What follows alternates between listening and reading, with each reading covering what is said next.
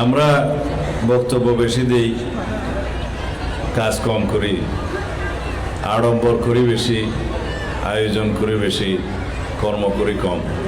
এটা আমাদের জাতীয় চরিত্র। আমার ঠিক চরিত্র তার বিপরীতে। আমি কথা কম বলি, আয়োজন আড়ম্বর কম করি। যদি কিছু করতে পারি করার চেষ্টা করি জনগণের জন্য, দেশের জন্য, মানুষের জন্য। কারণ হায়াত খুবই সংক্ষিপ্ত। এই জগতের জীবনের প্রতিটা মুহূর্ত খুবই মেজার, প্রতিনিয়ত অতীত হয়ে যাচ্ছে। বর্তমান প্রেজেন্ট টেন্স নাই, আছে ফিউচার টেন্স এবং পাস্ট টেন্স। যেটা হয়ে গেল পাস্ট টেন্স, আর যেটা প্রতি মুহূর্তে পাস হয়ে যাচ্ছে সেটা কোনো বর্তমান কাল নাই, সেটা ভবিষ্যৎ। যারা আরো বেশি শিক্ষিত তারা জান মাদি মোদারে এইভাবে বলা। তো সেই জন্য মনে করতে হবে যাহা আজকে ভবিষ্যৎ তাহাই বর্তমান। বর্তমান প্রতি মুহূর্তে পাস হয়ে যাচ্ছে।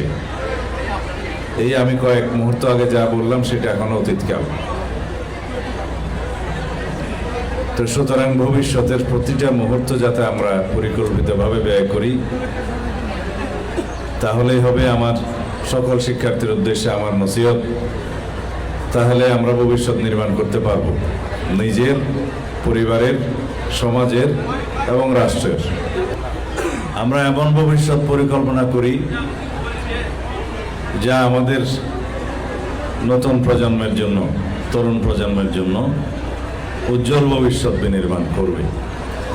আমরা এমন পরিকল্পনা করি যাতে আমরা সুপরিকল্পিতভাবে এই দেশটাকে সমৃদ্ধির দিকে এগিয়ে নিয়ে যেতে পারি। তার জন্য শিক্ষা ব্যবস্থা হচ্ছে সবচেয়ে মৌলিক ভিত্তি। যে শিক্ষা ব্যবস্থার সুষ্ঠু পরিকল্পনার মধ্য দিয়ে জাতিকে এগিয়ে নিয়ে যাওয়া যায়, জাতীয় সমৃদ্ধি অর্জন করা যায়। সেজন্য আমরা শুধুমাত্র ডিগ্রিধারী বেকার সৃষ্টির কোনো পরিকল্পনা করছি না। বর্তমান সরকারের শিক্ষা পরিকল্পনা আমরা ঘোষণা করেছি, 31 দফার ভিত্তিতে ঘোষণা করেছি, এবং আমরা সামনে যে পরিকল্পনা করব তার যে কর্মসূচি সেটা আমরা জাতির সামনে উন্মুক্ত করেছি নির্বাচনের আগে এবং এখনো। তা হচ্ছে আমরা কোনো বেকার সৃষ্টির জন্য শিক্ষা ব্যবস্থা প্রবর্তন করব না। সবাইকে কর্মক্ষম হাতে পরিণত হতে হবে এবং সবাই নিজের এবং দেশের জন্য একজন দক্ষ নাগরিক হিসেবে গড়ে উঠবে।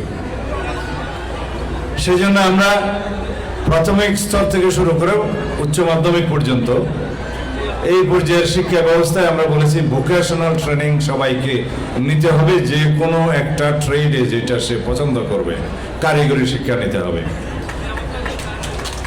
যে কোনো একটি অথবা দুটি বিদেশি শিক্ষা ভাষা শিখতে হবে, বাংলা ইংরেজির পাশাপাশি আরেকটি তৃতীয় ভাষা শিখতে হবে। যেই ভাষা শিক্ষার মধ্য দিয়ে সে দেশে এবং বিদেশে নিজের কর্মসংস্থানটা খুঁজে পাবে।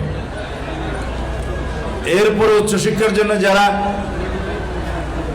মেধাবী হবে, উচ্চশিক্ষা করার জন্য উপযুক্ত থাকবে, যাদের ফলাফল ভালো হবে, তারা ডিগ্রি অর্জন করবে, মাস্টার ডিগ্রি অর্জন করবে, এমফিল করবে, থিসিস করবে, পিএইচডি করবে, শিক্ষকতা করবে, গবেষণা করবে। তাদের জন্য দ্বার অবারিত থাকবে। আমরা এখন কি করি? সবাই বিশ্ববিদ্যালয়ে পড়তে চাই, সবাই ডিগ্রি পাস হতে চাই, সবাই মাস্টার ডিগ্রি পাস হতে চাই, এবং ডিগ্রি অর্জনের পরে সবাই বেকার হয়ে যায়। তো সেজন্য সবাই মাস্টার ডিগ্রি অর্জন করার প্রয়োজন নেই।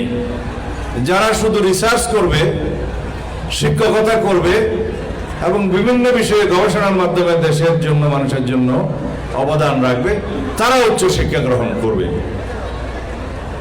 আর যারা মাধ্যমিক, উচ্চ মাধ্যমিক এবং তার উপর পর্যায় পর্যন্ত ডিগ্রি পর্যন্ত পড়াশোনা করে নিজের কর্মসংস্থান এবং দেশের জন্য নিজে একজন দক্ষ নাগরিক হিসেবে গড়ে উঠতে চায়, তাদের জন্য সেই শিক্ষা ব্যবস্থা আমরা প্রবর্তন করতে চাচ্ছি।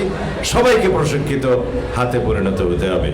যদি আমরা 18 কোটি মানুষ 36 কোটি হাত যদি কর্মক্ষম হাতে পরিণত হই, তাহলে এই দেশের সমৃদ্ধি কেউ রুখে দিতে পারবে না।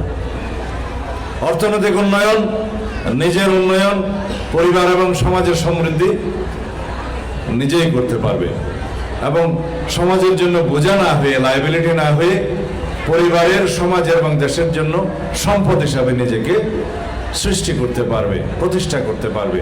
সেই রকম শিক্ষা ব্যবস্থার কথা আমরা ঘোষণা করেছি। আমরা সেটা এখন চালু করব ইনশাআল্লাহ।